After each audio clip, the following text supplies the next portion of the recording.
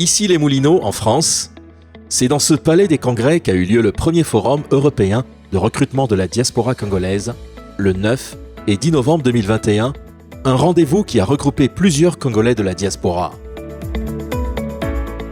Un engouement dès les premières heures, malgré le contexte de crise sanitaire lié à la Covid-19, ils ont tenu à participer à ce forum hors du commun et qui s'est tenu sous le patronage de M. Hugues Nguélondélé, ministre de la Jeunesse, des Sports, de l'Éducation civique, de la formation qualifiante et de l'emploi.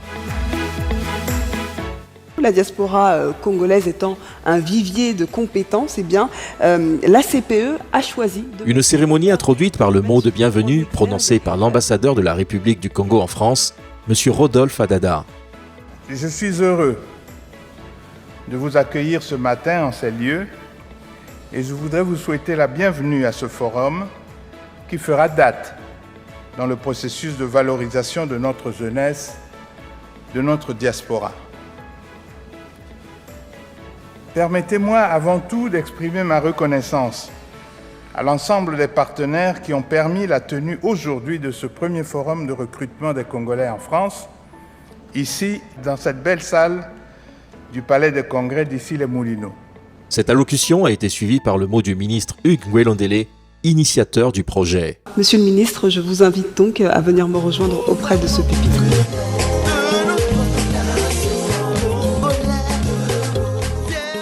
Distingués invités, mesdames et messieurs, sous l'impulsion de son Excellence M. Denis Sassou Nguesso, président de la République, dont le projet de société Ensemble poursuivant la marche, désormais converti en programme d'action gouvernementale, notre pays s'est engagé résolument dans un vaste chantier programmatique de diversification de son économie.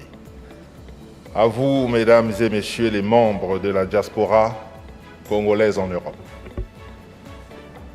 Quelles que soient les motivations qui justifient votre présence en Europe, le temps est venu de porter un regard nouveau sur la terre de nos ancêtres. Comme le proclame notre devise, unité, travail, progrès, qu'il me soit permis de vous rappeler que la mère patrie a besoin de vous et elle vous tend la main, saisissez-la.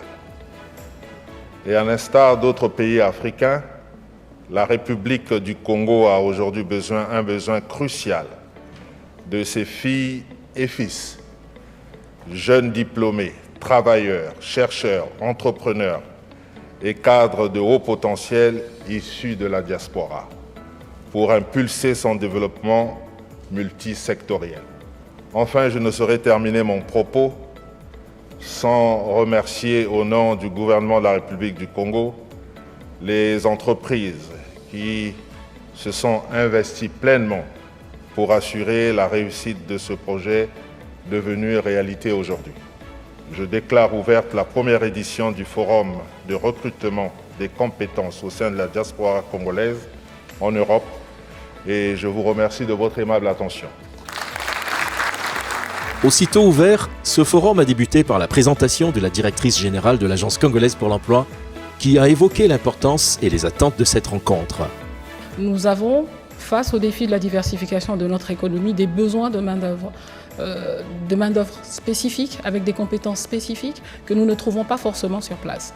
En partenariat avec les entreprises, puisqu'il faut trouver une alternance justement à un recrutement qui bien souvent est orienté sur des compétences étrangères. Nous avons les compétences congolaises un peu partout, que ce soit en Europe ou que ce soit en dehors du continent européen. Ces entreprises ont fait le pari avec nous, je pense que ça va être un pari gagnant-gagnant, de nous accompagner, de venir à votre rencontre pour pouvoir identifier les compétences qu'elles pourront recruter et assurer leur développement au Congo. Un témoignage édifiant, Christ Erostasika fait part de son expérience, entre autres, les a priori qui ont trouvé des réponses et qui ont motivé sa décision de rentrer au Congo. Ce qui est sûr, c'est que si vous voulez avoir des conditions qui sont similaires à ce qu'on a en France ou dans les pays occidentaux, il faut être cadre. Ça, c'est une réalité. Il vaut mieux être cadre. Donc, viser quand même un niveau cadre, avoir un bac plus 3, 4, 5, c'est quand même meilleur. La directrice de l'Agence congolaise pour l'emploi donne quelques conseils d'orientation aux potentiels candidats demandeurs d'emploi présents dans la salle.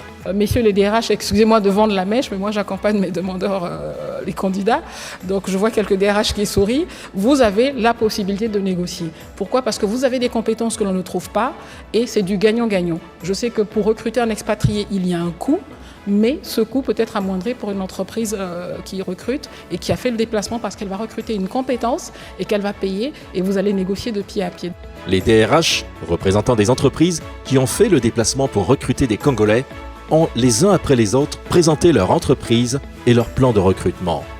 Et bien, c'est pour ça que nous sommes venus ici, à Paris, chercher les talents de la diaspora, les talents des jeunes Congolais dynamiques. L'expérience européenne pour la diaspora est très importante pour nous. On aimerait bien avoir le maximum, on va dire, de candidats parce que on a besoin de compter sur les Congolais pour aller de l'avant, pour que le pays évolue. Ceux qui ont des profils de Global Transaction Banking, ceux qui ont des profils en ressources humaines de Compensation and Benefit, ça c'est des profils qu'on a avantage et rémunération pour parler du français. Donc voilà, ce sont des profils qu'on cherche. Le responsable régional entreprise, les chargés d'affaires seniors, c'est-à-dire les chargés de compte entreprise, ça on en a besoin et pour tout de suite. Des entreprises certes, mais aussi des institutions pour accompagner et encourager les candidats demandeurs d'emploi. Lorsqu'un employeur ne trouve pas une ressource en local au Congo à payer 2000 unités monétaires, il a le choix de faire venir un expatrié qui lui coûtera minimum 6000 unités, en plus des contraintes administratives d'expatrié, ou bien il prendra un Congolais que j'ai appelé moi un rapatrié, à qui il peut payer peut-être 4000 unités. Je signale qu'ici, les unités n'ont pas de valeur, c'est simplement une illustration. Donc c'est à vous, chère diaspora, de pouvoir saisir cette opportunité du milieu entre la ressource locale congolaise et l'expatrié. Vous êtes au milieu et je pense que vous avez les compétences et la chance de le faire. Pour les Congolais souhaitant revenir au Congo et s'auto-employer, le Fonds d'impulsion de garantie et d'accompagnement FIGA a également fait le déplacement pour présenter aux candidats de la diaspora son accompagnement dans la création d'entreprises au Congo. Nous sommes très honorés ce jour de pouvoir prendre part à ce forum. Noir d'Olizy, au Gamboma, Oyo, au Wando et Wesso, je vous assure qu'il y a beaucoup de choses à faire dans notre pays, donc n'hésitez pas à nous contacter au sein du ministère des PME ou au FIGA directement pour que le FIGA puisse vous accompagner. Merci, je vous remercie. La responsable des ressources humaines Canal+ International a présenté des offres et critères d'emploi recherchés par Canal+ Congo.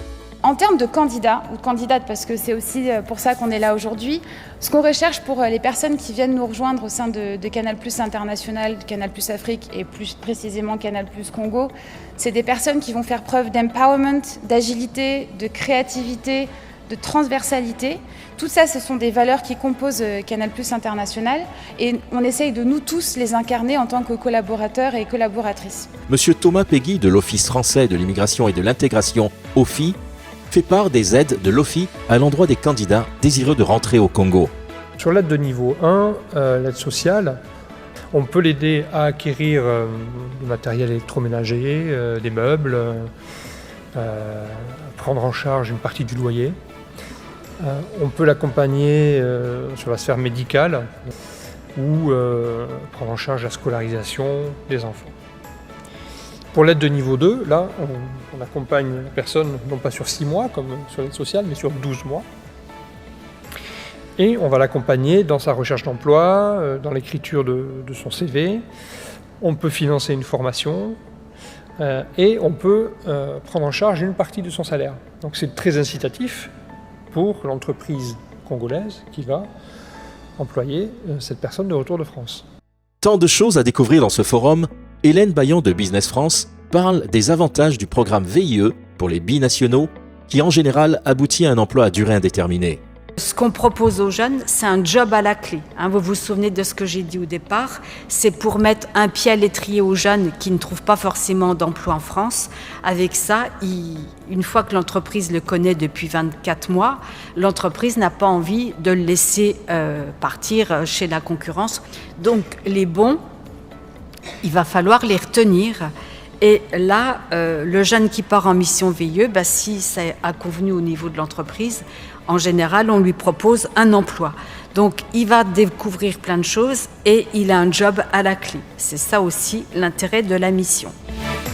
Un après-midi réservé au networking et aux entretiens, 20 stands ont été érigés pour accueillir les demandeurs d'emploi. Des tête-à-tête, examen de CV, les recrutements se font séance tenante. Vous remarquez tout autour de nous, il y a des stands et ces stands nous permettent d'être en contact avec les RH qui auparavant nous n'arrivons pas à avoir des contacts avec eux via parfois des réseaux sociaux, voire LinkedIn. Mais aujourd'hui, ce contact nous permet vraiment de savoir ce qu'on veut et de savoir avec qui nous pouvons partager notre expérience. Je suis à la recherche d'un emploi pour entrer dans mon pays, pour justement avec les compétences que j'ai, pouvoir aider mon pays à avancer et avoir justement l'opportunité d'avoir des personnes compétentes comme moi. Les offres répondent bel et bien aux différents profils. Oui, j'ai envie de rentrer, raison pour laquelle je me suis inscrite à ce forum d'ailleurs, parce que j'ai des ambitions de travailler dans mon pays et de mettre à profit mes expériences. Fière de participer à ce forum, la ministre des Petites et Moyennes Entreprises, de l'Artisanat et du secteur informel, Madame Jacqueline Lydia Micolo, répond aux questions de la présentatrice sur les offres destinées à ceux qui souhaitent entreprendre au Congo. Nous avons un accompagnement à la création d'entreprises que nous offrons. Nous avons un accompagnement au financement, à la garantie, mais surtout le Congo est un pays qui est en matière d'entrepreneuriat qui est presque vierge. Que ce soit dans le secteur du tourisme, des nouvelles technologies, le secteur de l'artisanat, donc la mode et les autres secteurs, mais aussi et surtout dans le secteur de l'agriculture. Aujourd'hui, on ouvre les bras à tous ceux qui veulent entreprendre au Congo et il y a un tapis rouge presque qui leur est déroulé. Ce sont des opportunités à saisir. Ailleurs, tout a été presque fait, pour ne pas citer où, mais au Congo, tout est encore à faire. La ministre de l'Enseignement supérieur, de la Recherche scientifique et de l'Innovation technologique, Madame Delphine Edith Emmanuel, trouve en ce forum une opportunité pour intéresser les Congolais de la diaspora à soutenir l'effort du développement au Congo. Je me réjouis de la tenue de ce premier forum, car en tant que ministre de l'Enseignement supérieur, de la Recherche scientifique et de l'Innovation technologique, il s'agit pour nous d'exprimer un signal fort, celui de cette expertise qui s'est formée à l'étranger et dont notre pays en a fort besoin. Très souvent, dans le domaine de l'enseignement, de la recherche scientifique et de l'innovation technologique, nous ne manquons pas de recourir de manière ponctuelle à des experts qui sont de toute origine. S'il est certain que ces experts sont recrutés sur la base de leurs compétences, nous savons que dans la diaspora congolaise, il y a de l'expertise de toutes sortes et par conséquent, il serait bon aussi qu'il y ait de la préférence nationale vis-à-vis des Congolais. Absolument. Pourquoi ne pourrions-nous pas recourir à des Congolais formés à l'étranger, qui travaillent à l'étranger, qui ont fait leurs preuves et qui pourraient venir soutenir l'effort de développement de notre pays. Bonjour à toutes et à tous, Mbote Nabino comme on dit chez vous. Nous sommes au deuxième jour d'un rendez-vous inédit. Une deuxième journée de forum qui a l'honneur de recevoir la ministre de l'économie forestière, Madame Rosalie Matondo. Les métiers du bois, un secteur où il y a beaucoup à faire et bien sûr, de grandes opportunités d'emploi. Il ne s'agit pas seulement de la gestion de la ressource, mais également à la contribution de ce secteur à l'économie nationale. Nous avons, comme vous le savez, 23,5 millions d'hectares de forêt dans notre pays. Donc ce sont 5% de notre territoire est occupé par les forêts. Le mot d'introduction de Madame la ministre s'est fait suivre d'une présentation avec illustration. Nous voulons vous signifier que les productions de biens développés nécessitent une ressource humaine abondante. Nous avons besoin de vous, Madame la ministre l'a dit, une ressource humaine abondante et une bonne qualification. Les sociétés forestières se plaignent sur la qualification. Et nous, au niveau du gouvernement, Madame la ministre nous a instruit sur la congolisation des postes. Pour la congolisation des postes, la société CIB Olam a manifesté un engagement ferme de continuer à faire baisser le taux d'expatriés dans les rangs de son management au profit des Congolais. Une réelle opportunité pour les potentiels candidats de la diaspora. Travailler avec l'expatrié, Les expatriés, c'est important qu'on arrive pour transformer, pour faire les savoir-faire, pour expliquer comment ça passe. Mais éventuellement, nous devons faire une passation pour les candidats locaux. Éventuellement, et le cadre local devons occuper. Comme vous voyez ici, nous avons fait volontairement un bon mélange de l'expatrié. Et de la 1200, on parle de jusqu'à vingtaine de l'expatrié, compris 3 de la sous-région. Et les raisons qu'on a choisies, parce que beaucoup de ces expatriés sont basés pour continuer les formations de la cadre. Partenaire de l'Agence congolaise pour l'emploi, le réseau Les Premières a également été présent dans ce forum. Le délégué général, Grégory Fournier, évoque de quelle manière le réseau Les Premières est impliqué au Congo. Donc notre mission est vraiment de pouvoir accompagner un maximum de femmes au sein du Congo avec ambition, avec professionnalisme et expertise. Donc en créant en fait un incubateur autonome. Voilà.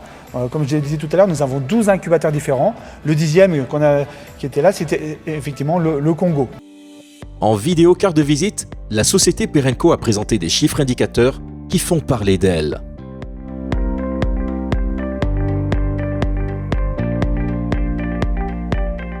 Dans la même lancée, Neo Retail, qui pilote le projet Brazamol, a présenté un aperçu du projet en vidéo No Comment.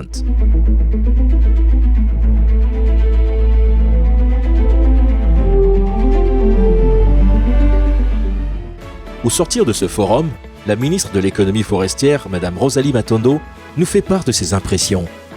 C'est d'abord pour remercier mon collègue, monsieur le ministre en charge donc de la jeunesse, des sports et puis en charge de la formation qualifiante et de l'emploi, de nous avoir associés à cette initiative, comme vous l'avez dit, innovante pour notre pays, afin de venir susciter l'intérêt de la diaspora congolaise à revenir au pays parce qu'on a besoin de leurs compétences. Donc pour nous, c'était aussi une belle opportunité pour le secteur que j'anime. Vous avez vu que j'étais accompagnée de ma directrice en charge donc de la valorisation des ressources et puis ensuite d'une société forestière CIB, la plus grande société au Congo, qui est venue donc dire d'elle-même quel est l'intérêt pour nous de faire ce plaidoyer auprès de notre jeunesse qui vit ici en France et aussi de montrer les opportunités que nous avons dans ce secteur forestier, de montrer qu'il y a des besoins de compétences et donc nous sommes heureux d'être là, nous sommes aussi fiers d'accompagner Monsieur le ministre dans cette initiative innovante. Tant de choses qui s'offrent aux Congolais, tant de choses à récolter de ce forum, l'initiateur de ce projet, le ministre Hugues Ngwelondele, dresse en quelques mots le bilan de cet événement inédit. Quel bilan peut-on tirer de ce beau rendez-vous inédit ? Merci de dire que c'est inédit. Effectivement, c'est un événement inédit et je considère ce bilan totalement positif. Et nous sommes tous contents des résultats et ce n'est que le premier pas d'une grande marche. C'est un début et je pense que c'est à refaire à nouveau pour encore plus de résultats. Quel message peut-on adresser à cette diaspora congolaise qui hésite peut-être à revenir au pays ? Oui, c'est sûr, mais sans cette diaspora, nous allons certainement construire le pays, mais on construira le pays encore mieux avec cette diaspora. Merci donc infiniment. qu'ils viennent. Qu'ils viennent. Voilà. Le message est lancé.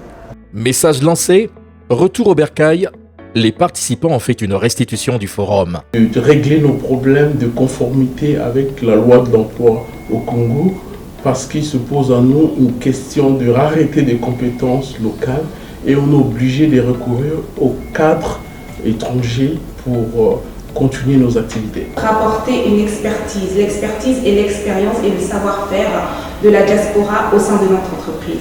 C'est associer la diaspora au développement de notre pays. D'informer à notre diaspora toutes les différentes réformes qui sont en train de se passer ici au Congo.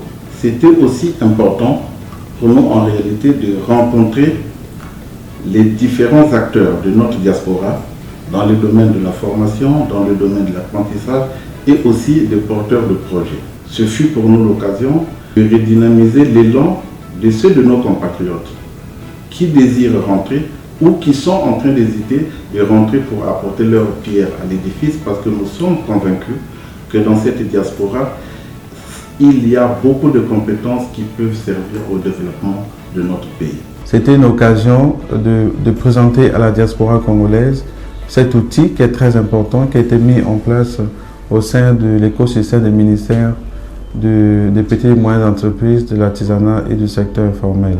La diaspora apporte une grande partie, on dirait, au niveau justement des économies africaines, une part substantielle dans les PIB. Il était donc important que nous soyons présents et nous puissions mettre en lumière notre écosystème, ce qui constitue aujourd'hui les avantages des entrepreneurs et même ceux de l'extérieur.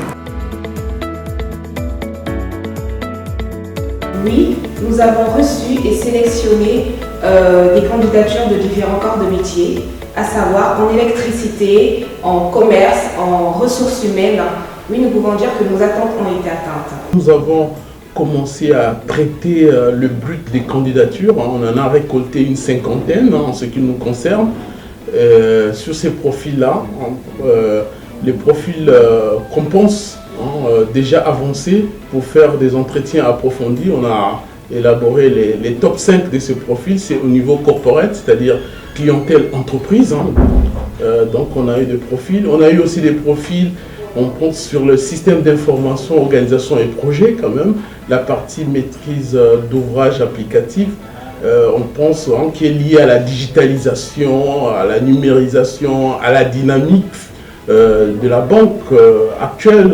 Donc la banque sera de plus en plus digitalisée et numérisée. Et ces profils-là, au niveau de la diaspora, on en a trouvé qui ont déjà une touche de pratique dans les banques au niveau européen.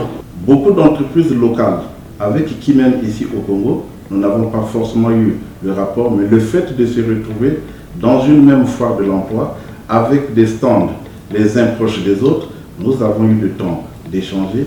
Et à cette occasion, nous avons, au grand bonheur des jeunes apprenants congolais, conclu ou avons pris la décision de conclure des projets, des programmes emploi diplômé que nous appelons ici le PED, qui est en fait la première expérience des jeunes diplômés de la formation initiale. Notre stand, comme vous l'avez constaté, il a été visité par plusieurs personnes, tant les jeunes qui cherchent l'emploi et que les jeunes aussi qui ont des projets pour pouvoir venir investir au Congo. Ça a été une occasion pour nous de présenter l'outil, la façon dont le jeune ou le porteur de projet qui vient au Congo, comment il va être pris en charge de l'agence congolaise de création d'entreprise jusqu'au financement. Donc c'était une bonne occasion pour nous de présenter à la diaspora congolaise cet outil. Je peux affirmer que les objectifs ont été atteints. C'est une première et je pense qu'il y a de quoi s'améliorer, mais naturellement. Oui, cette première édition nous a permis d'avoir une visibilité du concept et de permettre des échanges avec les différents acteurs de la société civile. Oui, nous sommes ouverts à une prochaine édition. Avec plaisir. Les salons, c'est bien que ça soit prévu en avance, peut-être 6 mois en avance, 4 mois en avance.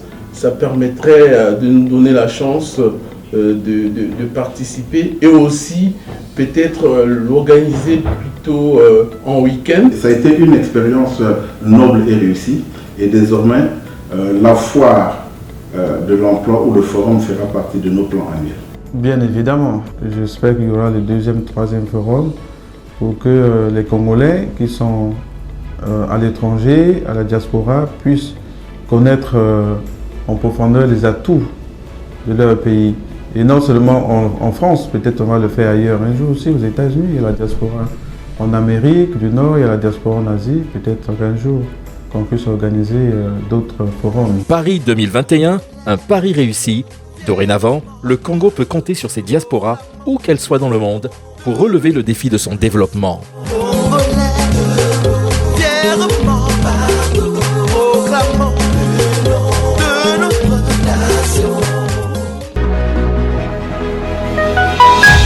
ACPE, Agence congolaise pour l'emploi.